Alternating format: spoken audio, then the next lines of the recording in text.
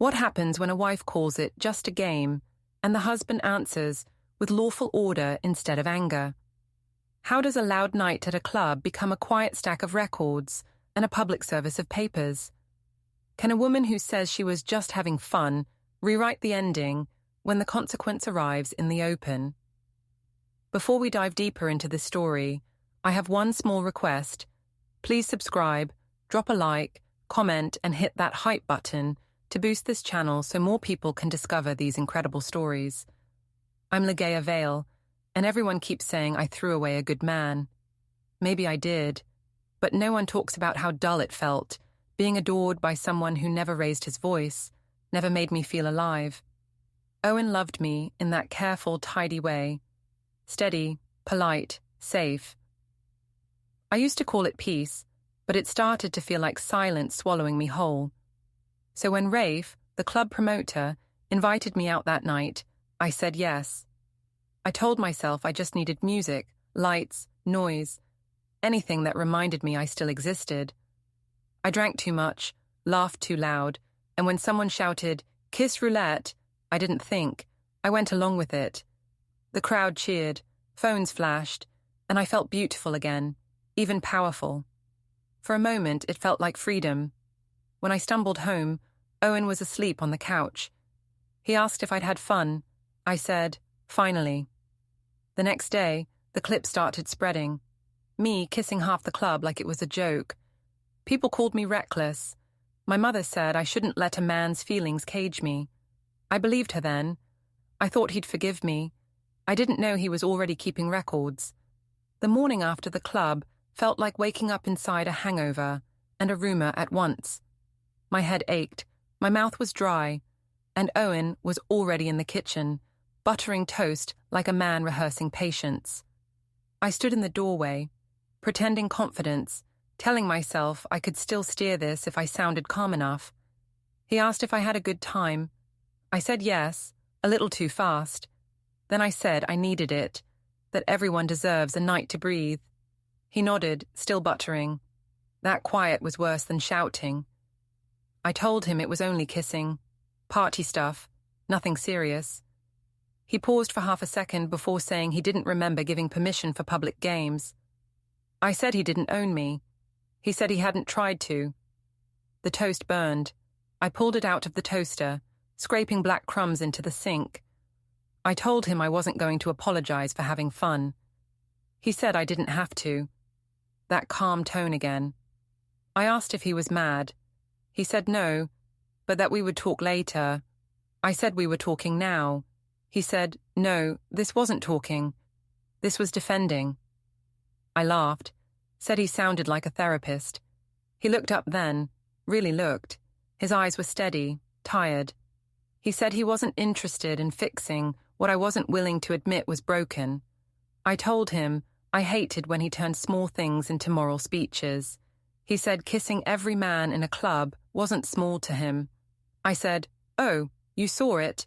He said yes, someone had sent him the clip. I rolled my eyes and said people always exaggerate. He said the video didn't. That's when I started spinning. I said people were filming without permission, that it wasn't my fault. He said it still looked like my choice. I said it was a dare. He said I wasn't 16. I told him to stop acting like my father. He put down the knife, wiped his hands, and said he had to leave for work. I said, fine, go play the saint. He said he'd see me tonight. He picked up his keys, but when he reached for the second key ring, I noticed an extra small silver key I didn't recognize. I asked what it was for. He said, something I'll explain later. I said, that sounds secretive. He said, it's just practical. Then he slipped on his shoes, calm as always, and walked out. The door closed with a soft latch. I stood there, staring at the door handle, feeling suddenly small and oddly cold. I went to the mirror and checked my reflection. My makeup from the night before had smudged. There was glitter on my collarbone. I wiped it off, muttering that he'd made me feel worse about something harmless. I opened my phone, scrolled through messages. Camilla had texted, "You were wild last night. So many clips already." I didn't open them. At work, I told my coworker I was fine. She said she'd seen the video but promised not to judge. I laughed like it was an inside joke. She said Owen must be furious. I said he wasn't the type, he just simmered. I told her that's what I hated, all that quiet disappointment, like a teacher marking wrong answers without speaking. At lunch, I called my mother. She said men always act wounded when their pride is hit. I said Owen was acting cold. She said that was his way of making me feel guilty. I said it wasn't working, but even as I said it, my stomach twisted. When I came home that evening, the apartment smelled like printer toner. He was in the guest room, laptop open. The faint sound of typing filled the air. I asked if he was still working. He said yes. I asked what it was. He said, records. I laughed, said he was turning into an accountant. He said, just organizing. I peeked over his shoulder. A spreadsheet was open. Rows of dates, numbers, initials. I said, you've got hobbies now. He closed the laptop gently. I said, what, can't I look? He said, some things don't need commentary. I told him not to be cryptic. He said, I'm not. I'm just learning to keep things straight. That night, we slept in separate rooms. I told myself it was temporary, a quiet punishment he'd forget by the weekend. I even texted Camilla, saying, he's pouting. She sent back laughing emojis.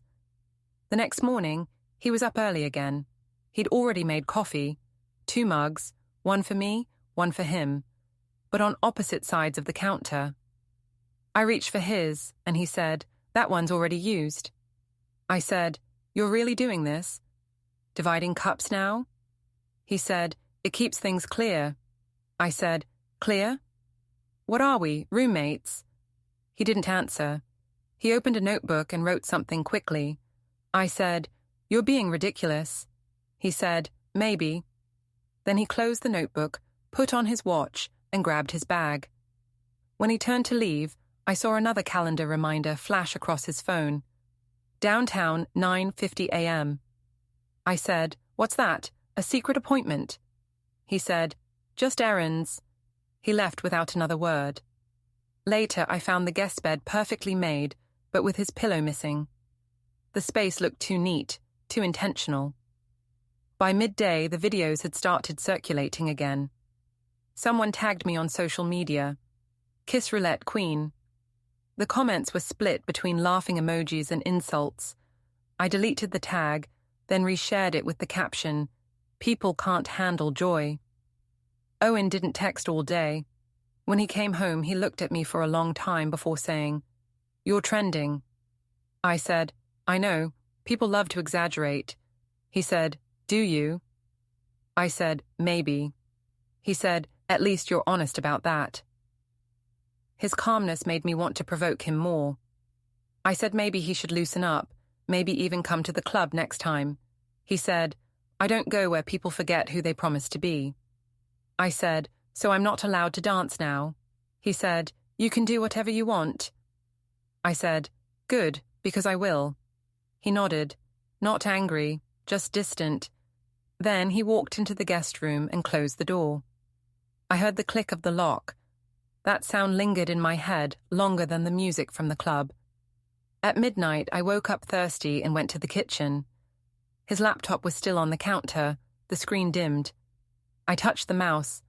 A folder named Archive A blinked open for a second before the screen locked. My reflection stared back at me in the black glass. I whispered to myself, he's bluffing. He wouldn't actually keep evidence. But deep down, something in his steadiness felt different now, like he wasn't trying to win, just preparing to walk away properly. The next morning, I tried to make peace. I said I'd cook dinner. He said, don't overdo it. I said I wanted to talk. He said, I'm listening.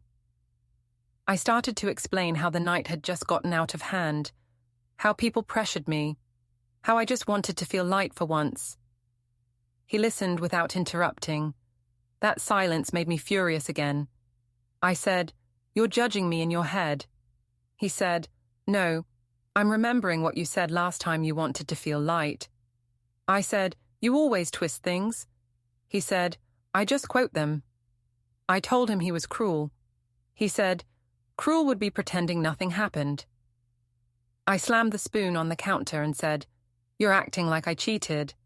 He looked at me, finally, and said, "Didn't you?" The room felt smaller then. The hum of the fridge was the only sound. I said it was just kissing, that it didn't mean anything.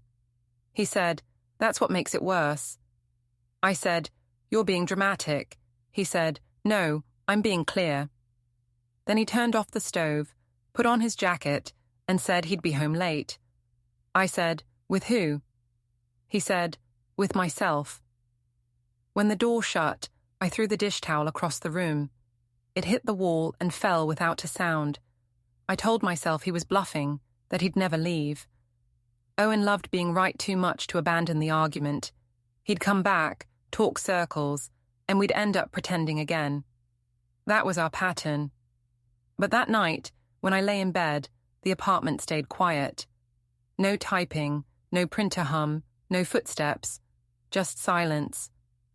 I couldn't sleep. I kept thinking about that calendar alert, downtown 9:50 a.m. What kind of errands took that long?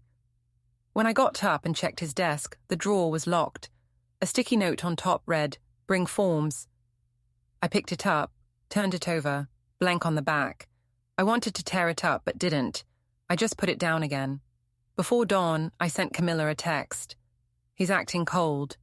She replied, "Men always act calm before they collapse. Don't apologize, he'll come around." I stared at her message until the phone screen dimmed. By sunrise, Owen was still gone. When he finally came home, his hair was damp, his shirt freshly pressed. He didn't smell like work or coffee, just paper, maybe printer toner again. He said he'd been out early. I asked where. He said, "Downtown." He poured himself water, no coffee this time, and looked around the kitchen like he was memorizing it. Then he said, "We should label our stuff, make separation easier if needed."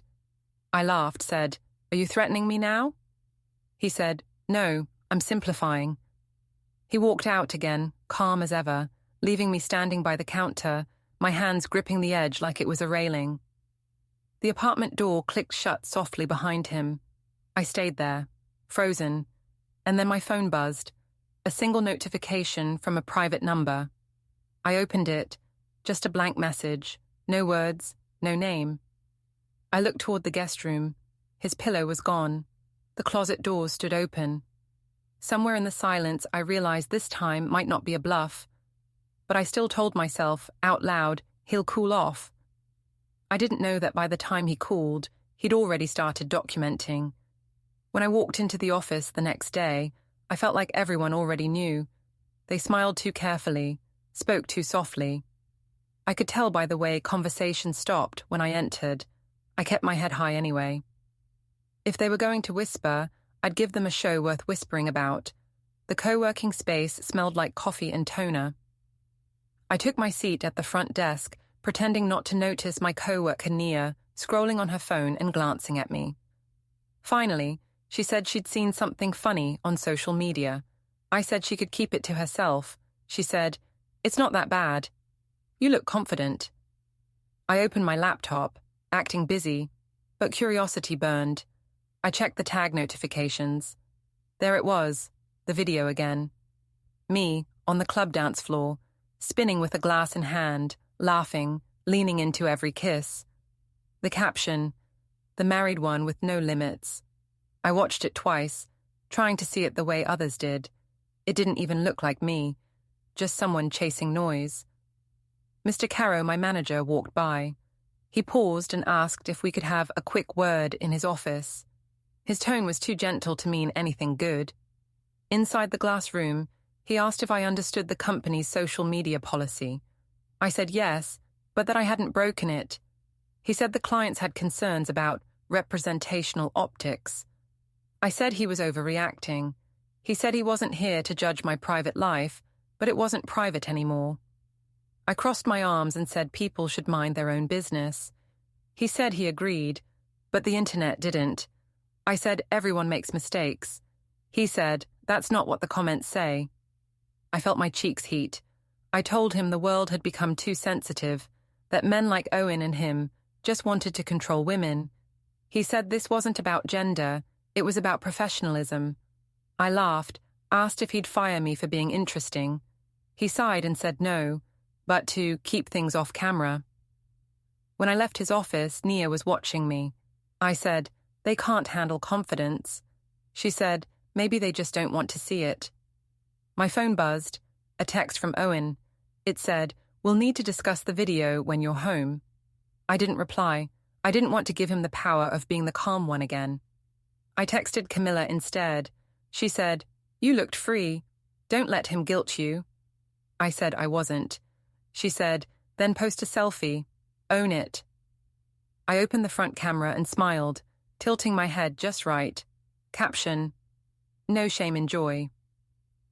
Within minutes, likes rolled in, mostly from strangers. It helped for a little while. But then a new comment appeared from a fake account. "Your husband must be proud." My chest tightened. I deleted it immediately. By lunch, I felt eyes on me everywhere. Even the delivery guy smirked when he handed over my salad. I ate fast, then went to the restroom, locking myself in a stall. The sound of someone's phone playing a clip echoed. That same music, that same crowd. I knew it was me. I messaged Owen, "People are making a big deal. Don't feed it." He didn't respond. When I came back to my desk, his name popped up on my phone again. But this time, it wasn't a message. It was a calendar alert from his shared account that sometimes synced to mine by mistake. Meeting, personal. I frowned. He never used vague titles. I dismissed the notification and went back to pretending I was fine. Around 4, I heard the printer start behind me. The machine spit out pages one by one, black text, neatly formatted. I glanced back. The HR assistant was collecting papers with my name on them. She looked embarrassed when she saw me watching. I said, "What is that?" She said it was for internal review. I said, "Of what?" She said, "I can't say." I told her it was my private life, not a crime. She said, "Maybe tell that to the internet." The words hit harder than I expected. I wanted to tell her off, but instead I turned back to my desk and typed aimlessly, just to hear keys clicking. At 5, everyone started packing up. I tried to act like nothing bothered me, but my hands shook. I opened my phone again, saw a new message from Camilla. "Rafe says the video's at 10K views. Don't freak out, it's harmless." Harmless. That word felt like poison. When I got home, the apartment was quiet. Owen wasn't there yet. The guest room door was open, and the printer light was blinking. A single page lay in the tray. Blank. The air smelled faintly like toner again. I sat on the couch, scrolling through the comments. Some people said I looked wild. Others said I looked lonely. I didn't know which was worse. At 7, Owen came in. He greeted me softly. No anger, no rush. He asked if I'd eaten. I said yes. He asked if I'd talked to anyone about the video. I said yes, and that I didn't need advice. He said, "I wasn't offering advice. I'm just noting patterns." I frowned. "Patterns?" I repeated. He said, "You tend to make choices that turn into explanations." I said, "Wow, are you writing a book?" He said, "No, just a list." I laughed, but he didn't. He poured himself tea and went to the balcony. I followed, pretending not to care. He was on his phone, typing quickly. I said, "You're talking to someone." He said, "Just a follow-up." I tried to peek, but he turned slightly away. I said, "So secretive now." He said, "So consistent." I asked what that meant. He said, "It means I learn fast." Then he set his mug down, put on his headphones, and started a quiet call. I could only hear his voice in pieces. Words like clarify, documents, timeline. I asked if he was calling a lawyer. He said, "You'd like that, wouldn't you?" To make this dramatic, I said, "Then what are you doing?"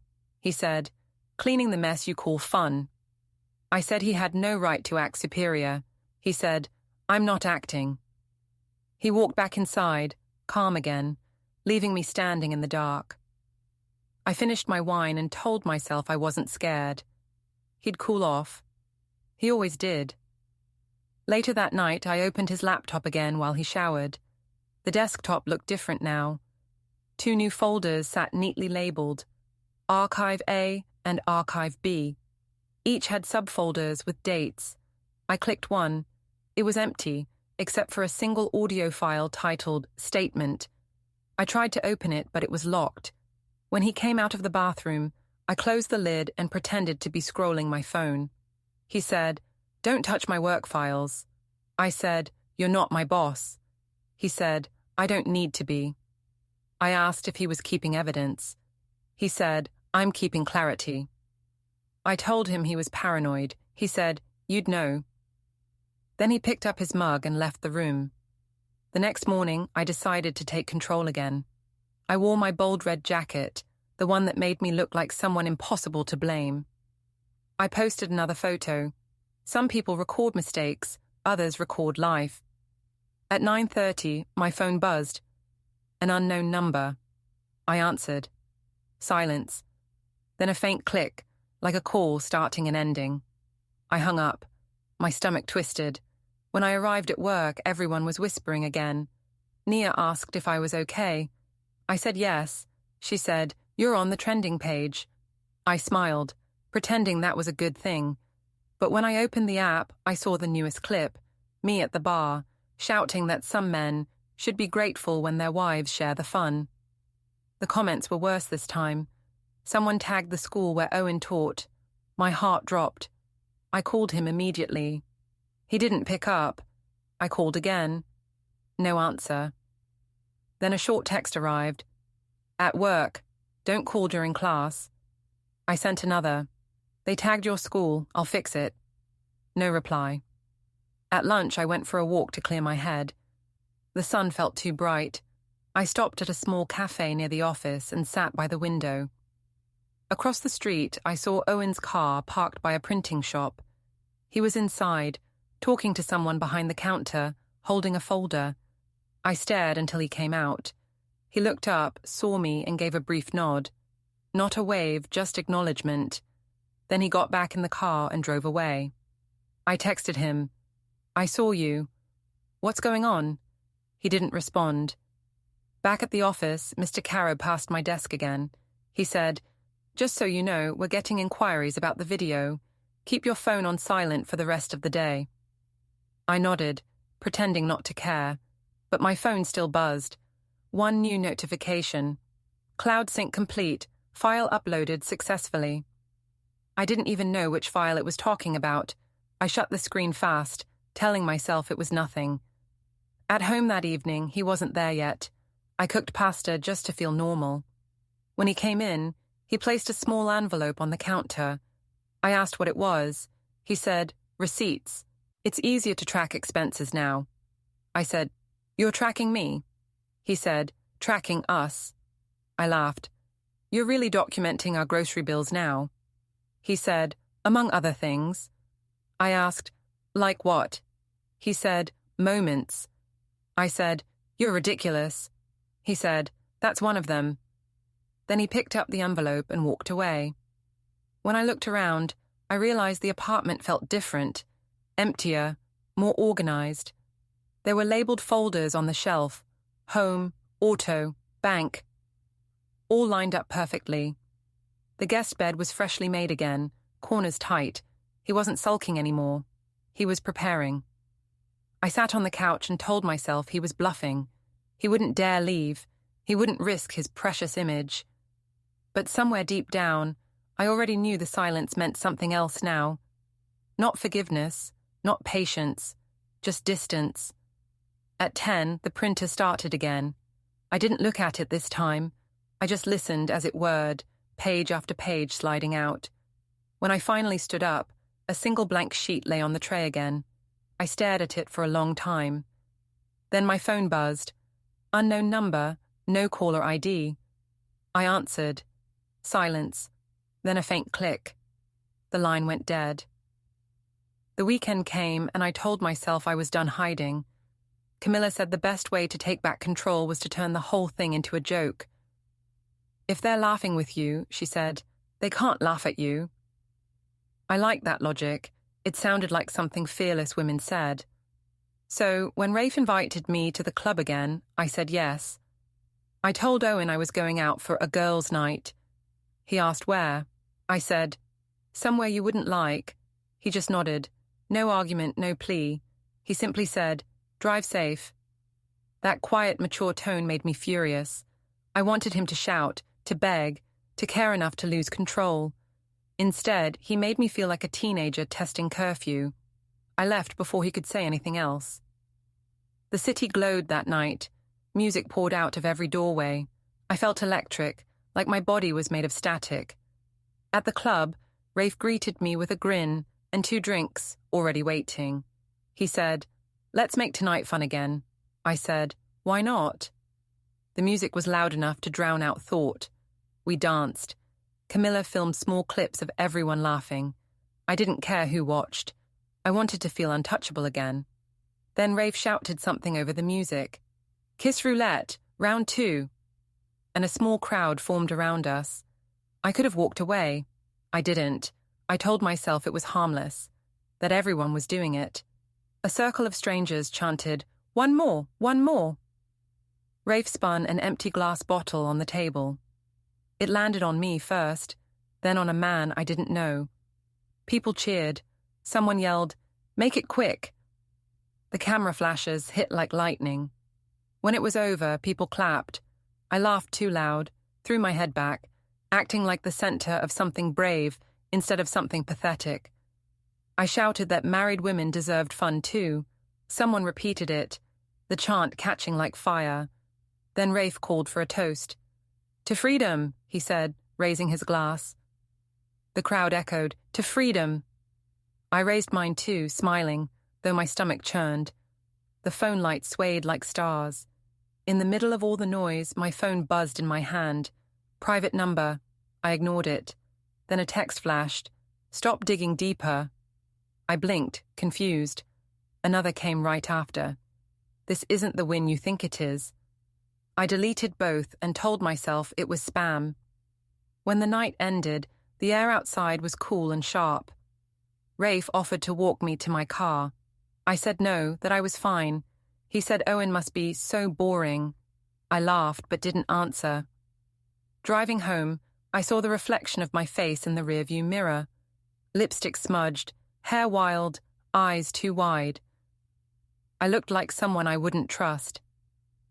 Owen was awake when I got home, sitting at the table with his laptop open. The only light came from the screen. I froze, caught off guard. He asked if I'd had fun. I said yes, trying to sound casual. He said he'd seen the live clips already. My chest tightened. I said, wow, you really stalk my life. He said, the internet isn't private, Ligea. I said, you're making this into something it's not. He said, you're pretending it's nothing when everyone else can see it's something. I told him to stop sounding like a teacher. He said, I am a teacher. I teach consequences. That made me laugh even though it scared me. He stood then quietly and started stacking papers on the counter. Bills, envelopes, all neatly sorted. I said, you're organizing at midnight? He said, it helps me think. When he turned around, I noticed a small black USB drive taped to the side of a folder labeled taxes. I asked, why are you taping things now? He said, because I'm learning to keep backups. I said, you're insane. He said, that's also a record. He went to bed without another word. The next morning, Camilla sent me a video, a montage of the night before, already going viral.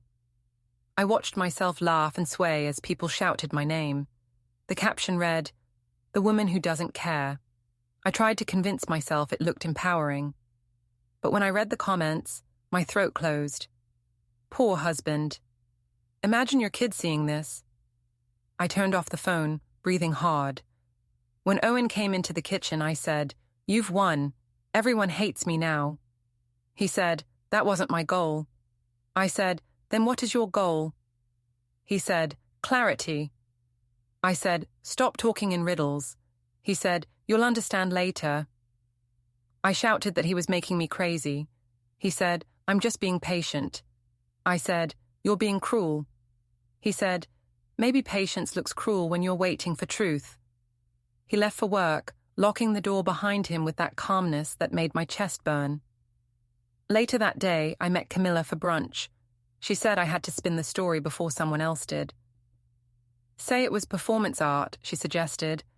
I almost laughed. "Performance art?" She shrugged. "Anything sounds smart if you say it first." I posted a short caption. "When freedom scares people, they call it wrong." It got hundreds of likes within hours. For a moment, I felt strong again. Then one comment appeared. "Funny, her husband teaches ethics." By the evening, I couldn't breathe without checking my phone. The notifications were endless. Some people cheered for me. Others called me names I won't repeat. When Owen came home, I tried to act normal. I asked about his day. He said it was fine. He asked if I'd been on my phone a lot. I said, "Everyone's talking about me." He said, "Not everyone." I said, "You're enjoying this, aren't you?" Watching me sweat. He said, "I'm observing." I said, "You love being calm because it makes me look crazy."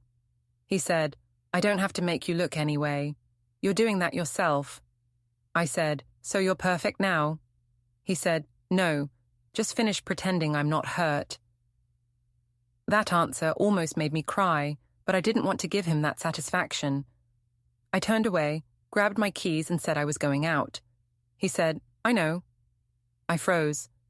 "You know?" He said, "It's Saturday. You like attention." I slammed the door behind me, shaking. At the club, people recognized me right away. "You're the kiss girl," someone shouted. Rafe laughed, handed me a drink and raised a toast to the woman who broke the internet. I lifted my glass because refusing would look weak.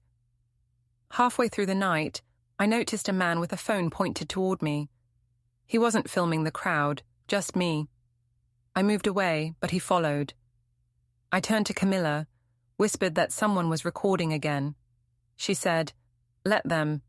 Every view is power." I tried to believe her. The crowd started chanting again. "Freedom! Freedom!" I smiled, but my stomach twisted. It wasn't fun anymore. I felt like a prop in a story I didn't control. Then Rafe shouted, "Speech!" and pushed me toward the stage area. I laughed nervously and said, "What do you want me to say?" He said, "Tell them what freedom feels like." I took the mic. My voice echoed. "Freedom feels like not asking for permission," I said. The crowd cheered. But right after, I heard a different sound. A phone notification buzz, loud in my pocket. I looked down. A message from Owen. "You're making my job harder, but my path easier." I froze. Someone shouted for me to keep talking. I put the mic down instead and walked away. Outside, the night air was heavy. I stood against the brick wall, trying to breathe. My reflection in the window looked blurred, smaller than I remembered. Camilla came out, laughing. She said I was dramatic, that I should enjoy my fame. I said I was tired. She said, "Then go home to your saint. I'm staying." I walked to my car alone. The city felt colder. When I got home, Owen wasn't there. The apartment was spotless. On the counter sat a binder labeled Utilities. I flipped it open. It wasn't bills. It was lists, dates, names, screenshots of public posts. Some of mine, some of comments. Each one neatly printed and numbered.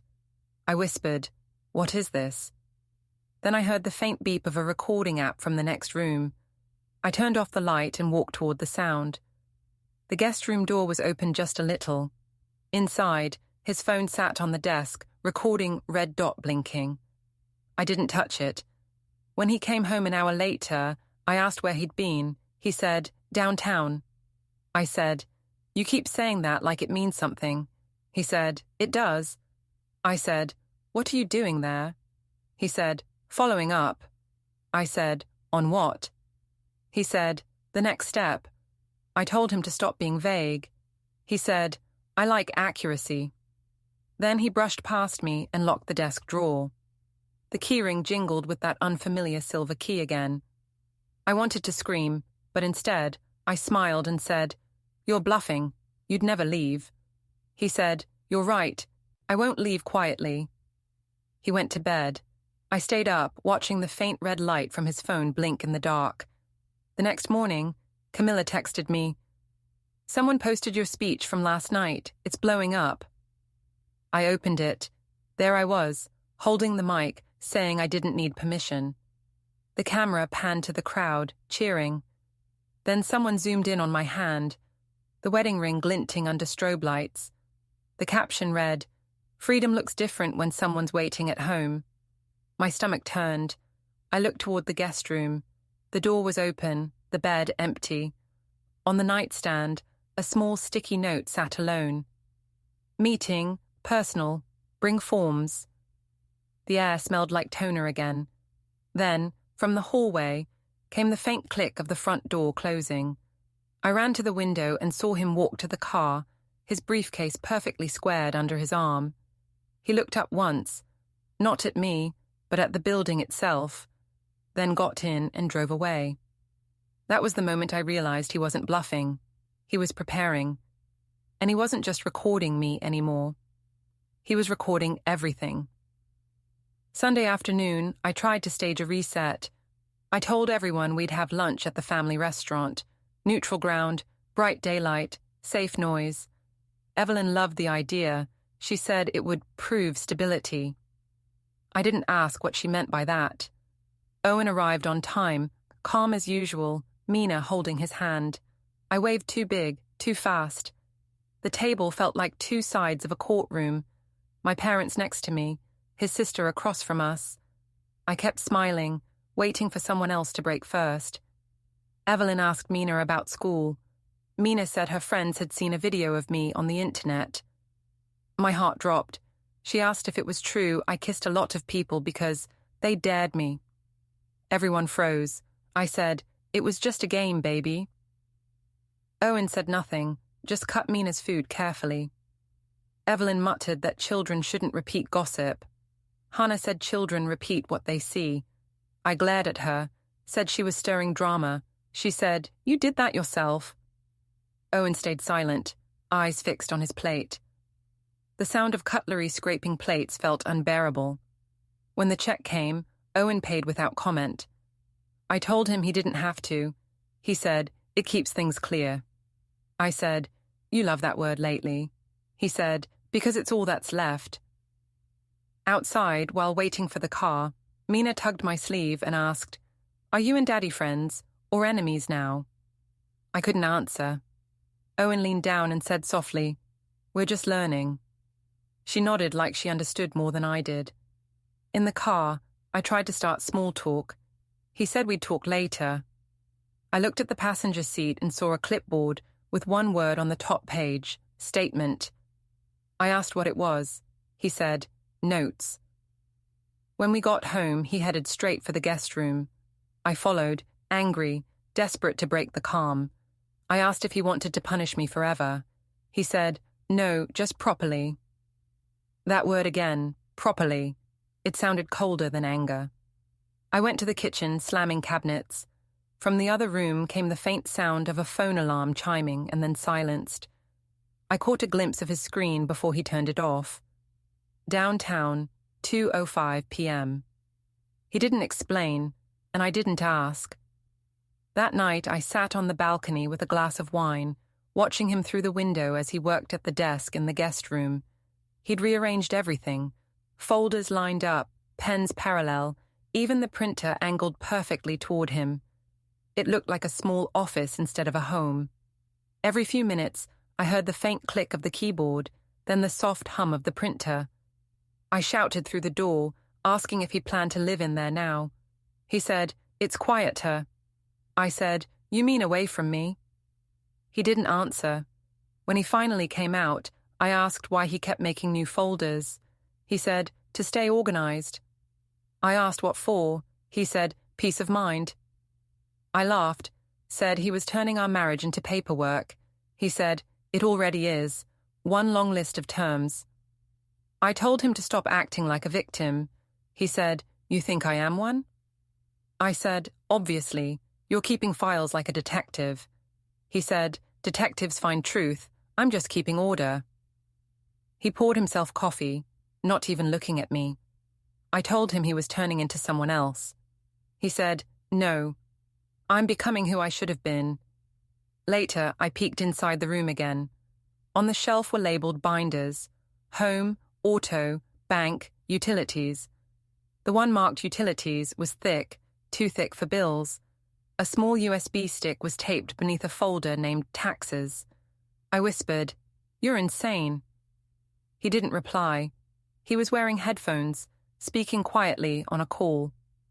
I caught only fragments: follow-up, notary, schedule.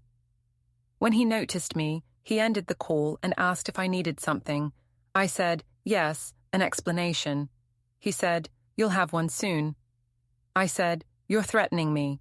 He said, "No, I'm setting things in order." He turned off the light and passed me in the hallway. I smelled toner again, sharp and dry. The next morning, I tried to cook breakfast like normal. He came out dressed for work, calm, clean, unreadable. I asked if we could talk. He said, "I'm listening." I said I didn't mean to hurt him, that I was just trying to feel alive. He said, "At someone else's expense." I said, "You make it sound like a crime." He said, "Some wounds don't need laws to matter." I told him he was being dramatic. He said, "That's the problem. You think restraint is drama." Then he placed a new key on his ring, silver and unfamiliar. I asked what it was for. He said, "It keeps things separate." I laughed, trying to sound in control. "Separate what?" I asked. He said, "You'll see." When he left for work, I sat staring at the mug he'd used. It wasn't mine. He'd brought a new one. Our old matching set sat untouched on the shelf. That evening, he came home with a small stack of envelopes. I asked what they were. He said, "Receipts." I said, "You're obsessed." He said, "I'm prepared." I told him he was acting cold on purpose. He said, "Coldness is honest." I followed him to the door of the guest room and said, "You can't just keep treating me like a project."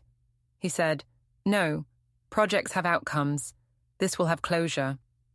I said, "So what now?" He paused, looked at me, and said it calmly, almost kindly. "I'll handle this properly." The words hit harder than shouting would have. I said, "Properly how?" He said, "You'll find out." Then he turned and locked the desk drawer with a quiet click. An alarm went off on his phone, paper drop, and he silenced it instantly. The sound of that click, the way he ignored me, made me realize something was ending. He walked past without another word, leaving me on the balcony with the city hum below. When the door to the guest room shut, I stared through the glass. The printer light blinked once, like a signal. Somewhere in that small mechanical rhythm, I understood. He wasn't bluffing anymore. I woke up Monday determined to look untouchable. I straightened my hair, put on my sharpest blazer, and told myself that if I walked tall enough, no one would see the cracks. Owen had already left, as usual. The kitchen smelled faintly of coffee and paper. On the counter sat 2 mugs, his washed, mine still half full. At the office, people stared but didn't speak. I told myself they were jealous, that my story had become bigger than me. Around noon, I went down to the lobby for air. The marble floor gleamed. The elevator chimed softly. I checked my phone, no messages from Owen. The silence made me bold again. Maybe he'd finally given up the act. Then I heard my name. A voice behind me, steady, official. "Ligea Vale." I turned. A man in a suit stood beside the security desk, holding an envelope. "I need to confirm your identity," he said. My first thought was that it was a prank. I laughed. He didn't. He asked again, quieter this time. I nodded. He handed me the envelope. "You've been served," he said. My fingers went cold. The lobby seemed to tilt. Behind him, Owen stood near the revolving doors, calm, hands in his pockets. He didn't look smug or angry, just finished. I said, "What is this?" My voice sounded wrong. The man said, "Divorce petition and temporary possession orders. Acknowledgement of receipt required." People stopped walking. The concierge glanced over, uncomfortable. I wanted to shout, to deny it, but the word stuck. I turned toward Owen and said, "You're doing this here? In public?" He said, "Yes, it's proper." I said, "You could have talked to me." He said, "I did." "You didn't listen." The man asked me to sign the acknowledgement page. My hands trembled. I said, "I don't understand." Owen said, "You will when you read it." I looked around. A few co-workers from upstairs had come through the doors, their eyes widening as they recognized me. One whispered my name. I hissed, "You're humiliating me." He said, "No, you did that yourself. I'm just closing the file." He thanked the concierge, who nodded awkwardly. Then he turned and walked out through the revolving door. The air seemed to leave the building with him. I stood there, clutching the envelope, my heart pounding loud enough to drown out the faint hum of the printer from the office above. Someone touched my arm. It was Mr. Caro. He said, "Do you need to sit?" I shook my head. My legs didn't move anyway. I stared down at the papers. The top line read, "Temporary orders, residence, accounts, custody pending hearing." My name printed beside his in bold. The lobby was silent except for the elevator bell. I realized everyone could see the headline of my life now, written plainly in legal typeface. The man in the suit left. The concierge avoided my eyes. I looked again toward the doors, half expecting Owen to turn around. He didn't. The envelope felt heavy, like something physical had shifted between us, his calm finally having shape. I wanted to chase him, to beg, to undo it, but my body stayed frozen. The elevator bell chimed once more, echoing through the glass hall. Owen disappeared into the sunlight, and just like that, it was done. Don't forget to hit like, subscribe, and turn on the bell so you don't miss the next story. Write in the comments from which city you are watching.